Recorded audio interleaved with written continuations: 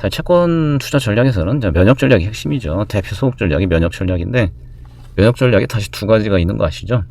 양거래 1번 목표식 면역 전략, 232페이지 양거래 2번 순자산 가치 면역 전략. 물론 소국 전략으로 맨 밑에 만기 전략이라는 것도 있는데 그거는 이제 무시하세요. 아예 안 보셔도 돼. 그 다음 233페이지 보시면 적극 전략이 있는데 거기 양거래 1번 채권 수합 전략, 걔도 신경 쓰지 마시고 1차 시험에 말 문제로 한 3번 정도 그 234페이지 그 수익 욕선 타기 전략 있죠. 자, 그게 시험에 나온 적이 있죠. 그래서 일단 면역 전략 위주로 정리하고 문제 풀이 쭉 할 거야. 그러다가 수익 욕선 타기 전략 관련 문장 나오면 자, 그때 그 수익 욕선 타기 전략을 그때 정리하고 문제들 비교해서 보고 그런 식으로 진행할게요. 자, 231페이지 목표 시기 면역 전략. 이건 너무나 잘 아시는 거 아닌가요?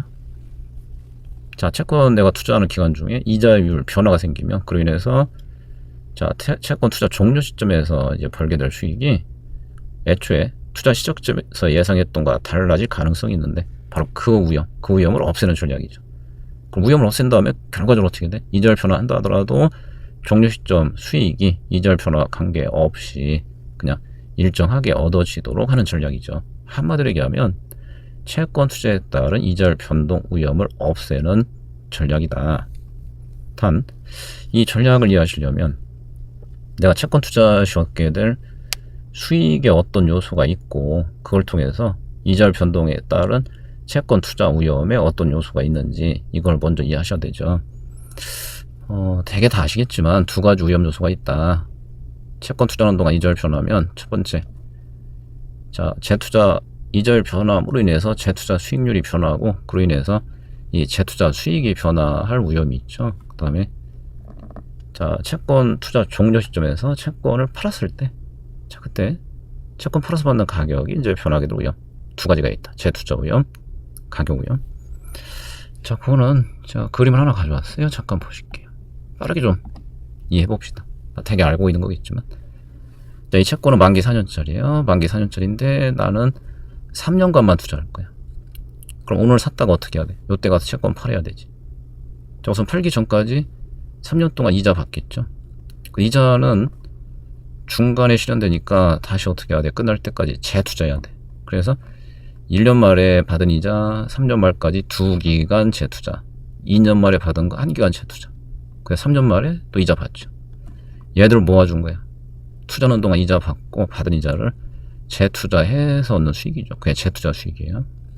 그 다음에 이제 3년 말에 채권을 처분할 거잖아요. 그럼 결과적으로 잔존기간 1년 남긴 상태로 처분하겠지. 그럼 채권 팔아서 받는 금액이죠. 그건 계산상 뭐야? 바로 4년 말 10,000원을 처분 시점 3년 말로 환산평가한 거예요. 그래서 이제 채권 팔았을 때 받게 될 가격, 이 두 개를 모아준 게 뭐다? 종료 시점의 총 채권 투자 수익이에요. 그럼 기본적으로 채권 투자에 따른 수익이 이와 같이 두 가지 요소로 구성이 된다. 이자 받고 재투자해서 얻는 수익이 있고, 그 다음에 채권 팔아서 받게 되는 이 가격을 통해서 얻는 수익이 있다는 거죠. 그럼 자연스럽게 어떻게 되는 거야? 혹시 내가 채권 투자한 후에 이자율 변화가 생기면 첫 번째 얘가 변할 수 있어. 이자율 변화로 재투자 수익률이 바뀌어. 그럼 어떻게 돼? 재투자에서 보는 수익이 이자율 변화 때문에 달라질 수 있죠. 그 다음에 이자율 변화하면 또 채권 가격 구할 때 이 할인율이 바뀌어서 채권 팔아서 받는 가격이 변할 수 있다는 거죠. 자, 그래서 이제 아까 두 가지 위험 요소가 있다. 재투자 수익률 변화로 인해서 이 재투자 수익이 변할 위험이 있고, 그 다음에 채권 팔았을 때 받게 될 가격이 변할 위험이 있다. 사실 이제 면역 전략에서 가장 중요한 포인트가 뭐라 그랬나요? 자, 두 가지 위험 요소가 있는데 이 두 개 위험 요소는 이자율 변화에 대해서 항상 자, 정반대로 영향을 받게 돼 있다는 거죠. 이 화면을 조금 이용할 거니까 여러분들 책을 같이 보세요. 231페이지에 자, 작은 표가 있죠. 자, 너무나 당연한 건데 이자율 변한 다음에 두 가지가 있죠. 이자율 상승할 수도 있고 하락할 수도 있잖아요. 자, 그래서 이자율 하락하는 케이스 볼까? 이자율이 하락해. 그럼 당연히 재투자 수익률이 내려가니까 재투자 수익이 줄겠죠. 하지만 이절이 하러 가면 채권가 구할 때는 할인율이 내려가는 거기 때문에 이 채권 팔아받는 가격은 어떻게 돼? 얘는 이제 더 커지게 돼요. 그 이절 하러 가면 재투자 수익은 줄지만 채권 가격은 더 높아져. 반대로 이절 상승하면 어떻게 돼요? 이절 상승하면 재투자 수익이 늘겠지. 하지만 이제 할인율이 올라가서 채권 팔아받는 가격은 오히려 줄어들어요. 그래서 자, 이절 변화에 대해서 이 재투자 위험과 가격 위험은 항상 정반대로 영향을 받게 돼 있다. 자, 이게 포인트고. 자, 그러면 면역 전략은 어떻게 하자? 자, 면역 전략은 자, 아무튼 이절 변화하더라도 종료 시점의 수익이 전혀 영향을 받지 않도록 하자는 건데, 그럼 대충 감이 오죠? 어차피 하고 얘는 상반된 영향을 받기 때문에 얘들의 어떤 절대적 영향 정도를 딱 맞춰주면 이절 변화에 따른 재투자 수익의 변화 정도하고 가격 변화 정도를 딱 일치시키면 어떻게 돼? 자, 그렇게 되면 비록 이절 변화한다 하더라도 이 총 투자 수익은 전혀 영향을 받지 않도록 만들 수가 있잖아요. 또 결론 잘 알고 있죠. 어떻게 하면 된다? 자, 특정 채권에 투자한다면 그 투자하는 기간이야. 투자하는 기간을 듀레이션과 딱 맞춰서 투자하게 되면 그러면 바로 이 두 개의 위험 요소가 서로 상쇄되어서 총 투자 수익은 전혀 영향을 받지 않도록 관리할 수가 있다는 거죠. 그다음 면역 전략 관련해서는 거기에 추가해서 뭘 확인하시라. 자, 맨 밑에 우선 현재 시점이죠. 자, 오늘 자, 요렇게 투자를 해 놓고 자, 그리고 나서 어떻게 해야 돼? 자, 그리고 나서 이제 시장 상황 변화가 생기면 그때그때 거기에 맞게 어떻게 해야 돼? 자, 채권 포트폴리오를 조정하면서 재구성하며 투자해야 된다. 자, 시장 상황 변화는 대표적으로 두 가지라고 그랬어요. 첫 번째, 시장 이절 변화가 생기면 이절 변화 때문에 그로 인해서 이제 내가 투자해놓은 채권의 듀레이션이 당연히 영향을 받아서 달라져요. 그래서 이절 변화. 또 하나, 시간의 경과야. 자, 시간이 흘러가면 첫 번째, 내가 일정 기간 목표로 투자를 해놨지만 1년, 2년 지나 그럼 남아있는 투자 기간은 점점 줄어들 거 아니야. 투자 기간도 변하고 시간이 경과하면 내가 투자해놓은 채권의 듀레이션도 당연히 바뀌겠죠. 그래서 그걸 감안해서 어떻게 해야 돼? 자, 이제 시간 경과할 때마다 되게 연 단위로 조정한다고 보시면 돼요. 그때그때 어떻게 해라? 자, 남아있는 투자 기간하고 듀레이션 일치할 수 있도록 이 채권 포트폴리오를 계속해서 조정하면서 관리해 줘야만 전체 투자 기간 동안 완전한 면역이 가능하다라고 하는 거죠. 지난 시간에 이어서 우리 순자산가치 면역 전략을 추가로 볼게요. 교재 232페이지. 이 순자산가치 면역 전략은 되게 이제 은행들이 구사하는 전략이죠. 어떤 전략? 순자산 가치 곧 뭐예요? 자기 자본 가치. 그래서 은행들이 이자율이 변동한다 하더라도 이 자기 자본 가치는 영향을 받지 않도록 하는 전략이다. 그럼 자기 자본 가치라는 게 결국 자산 가치에서 이제 부채 가치를 차감한 거기 때문에 만약 이자율 변동한다 하더라도 자산 가치 변동과 부채 가치 변동이 동일하게 나타나도록 자산과 부채를 잘 관리하면 그러면 이자율 변동에 따른 순자산 가치 변동 위험을 제거할 수 있겠죠. 자, 그게 이제 순자산 가치 면역 전략이다. 자, 방금 말씀드린 내용, 자, 요게 두 줄 설명드리겠고, 그럼 여기에도 자, 앞서 공부한 자, 듀레이션과 채권 가치 변동과 관계 수식 이걸 그대로 활용하면 된다는 거죠. 그래서 포괄적으로는 이 두 개 수식은 앞서 공부한 이자율 변화와 채권 가치 변동과 관계식이에요. 자, 1 플러스 이자율분의 듀레이션, 이자율 변동분, 거기에 원래 채권 가치 해주면 이자율 변화에 따른 채권 가치 변동액을 파악할 수 있잖아요.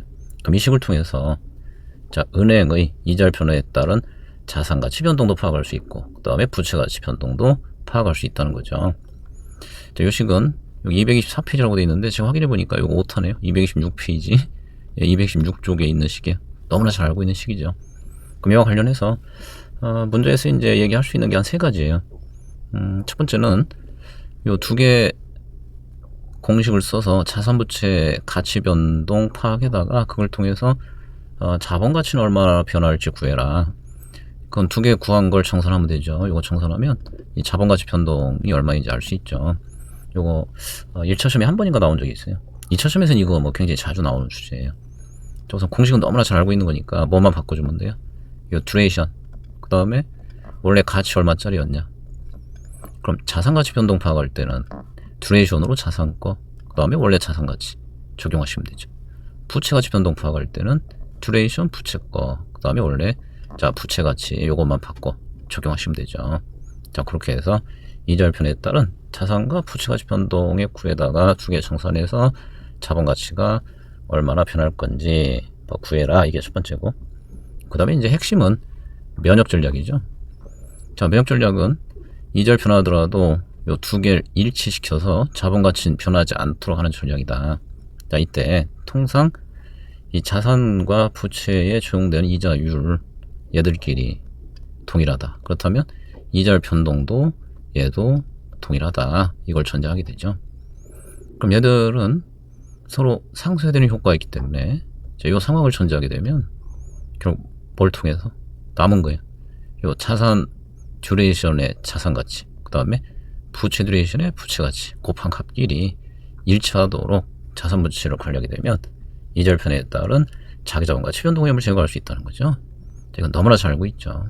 이게 면역 전략이에요. 이 두 값이 일치하도록 자산 부채를 관리하면 이절 변화 위험을 제거할 수 있다.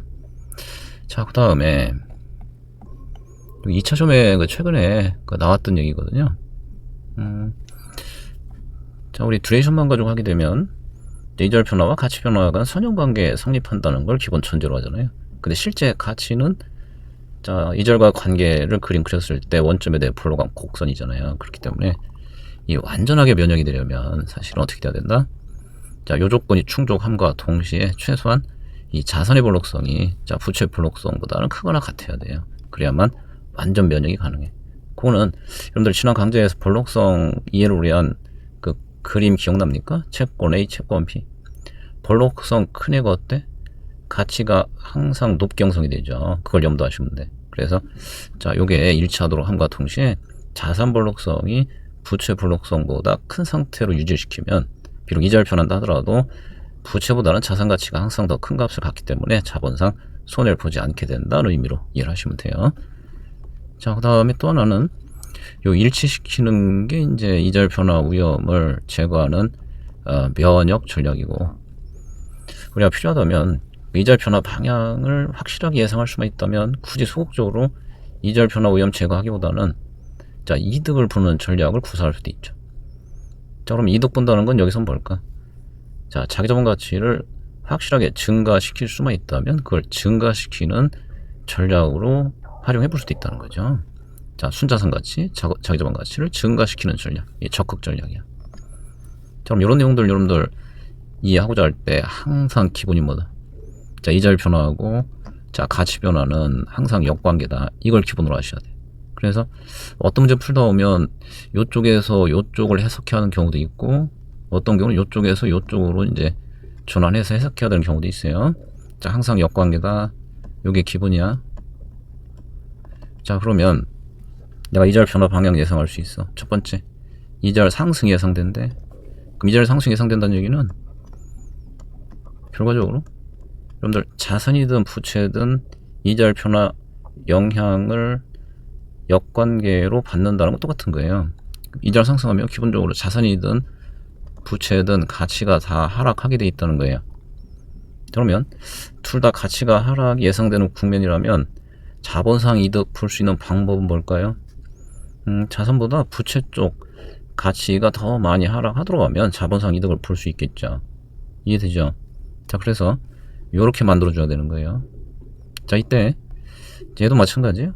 자 문제들 쭉 풀면서 자 이걸 어떤 식으로 여러분들이 해석해서 문제 푸는 거냐면 자산 듀레이션 자산 가치를 곱한 수치하고 부채 듀레이션 부채 가치 곱한 수치가 얘를 보여주는 거예요. 이자율 변화 시 자산 가치와 부채 가치의 변화 정도가 어느 정도일 거냐 이걸 보여주는 거예요. 그래서 어느 쪽이 크냐에 따라서 이자율 변화 시 자산 또는 부채 둘 중에 한쪽의 가치 변화가 클 수 있다고 하면 그걸 활용해서 이제 우리가 면역 전략도 구사해야 되고, 그 다음에 자 적극 전략도 구사해야 되는 거예요. 자 그러면 다시 볼게요. 이자율 상승으로 자산 부채 가치가 다 떨어질 거래. 그럼 가치 하락 국면이니까 당연히 어떻게 해야 돼?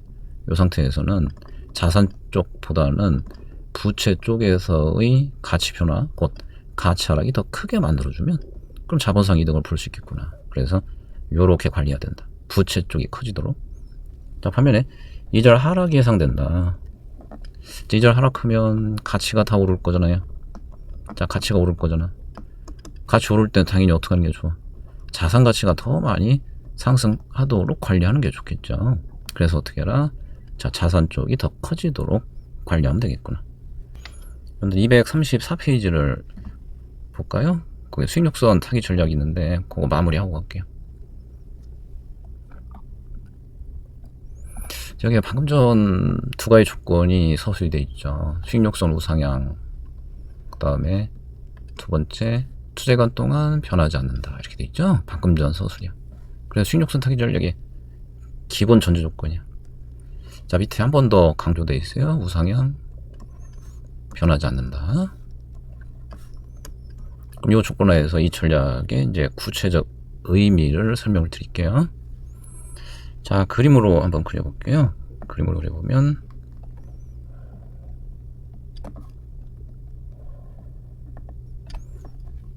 자, 수익욕선은 X축 뭐야? 왜 갑자기 헷갈려요? 왜? 만기예요, 만기. Y축 채권 수익률이야. 제가 우상향한대요. 우상향. 자, 요런 형태를 띄고 있어야 된다. 이게 기본 가정이야. 또 요런 상황 하에서만 구사할 수 있는 전략이에요. 그럼 이제 구체적으로 어떤 전략이냐? 예를 들면 내가 채권에 한 2년 동안 투자하고 싶어. 그럼 가장 단순한 전략은 뭐야? 만기 2년짜리 채권 이용하는 거죠. 자, 수익욕선 타기 전략은 그렇게 하지 말고 투자기간보다 만기 더 긴 채권을 활용해 투자해라. 자, 동그라미 온 잠깐 볼까요? 목표라는 기간보다 만기 더 긴 채권에 투자해라. 그럼 내가 2년 동안 투자할 거지만 예컨대 자, 만기 5년짜리 이용하라. 단 투자는 2년 동안 할 거잖아요. 그럼 2년 후에 가서 이 채권을 당연히 처분해야 되겠지. 얼마나 남기고? 자, 3년 남기고.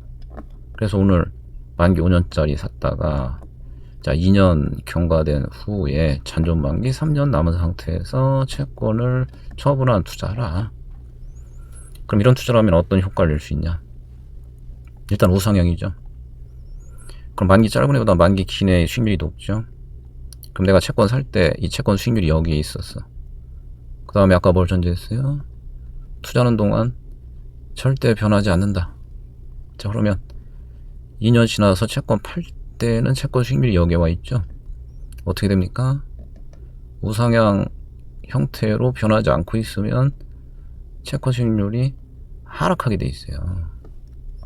자, 볼까요? 시간 경과함에 따라서 또는 채권 잔존만기 짧아짐에 따라 채권 수익률 하락하게 돼 있다.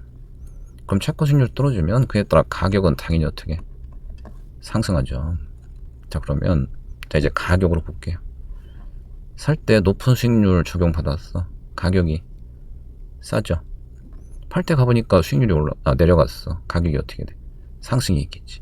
그러면 상대로 싸게 사고 비싸게 팔게 돼요. 자, 그래서 어떻게 할 수 있다? 자, 추가적인 자본이득을 얻는 게 가능하다. 자, 이 전략이 수익욕선 타기 전략이. 그러면 이 전략이 의미를 갖기 위해서는 반드시 아까 이 두 가지 조건이 필요한 거지. 투자하는 동안 수익률이 떨어져 줘야 돼. 떨어져 주려면 애초에 수익욕선이 이와가지고 상 형태를 띄고 있어야 되는 거죠.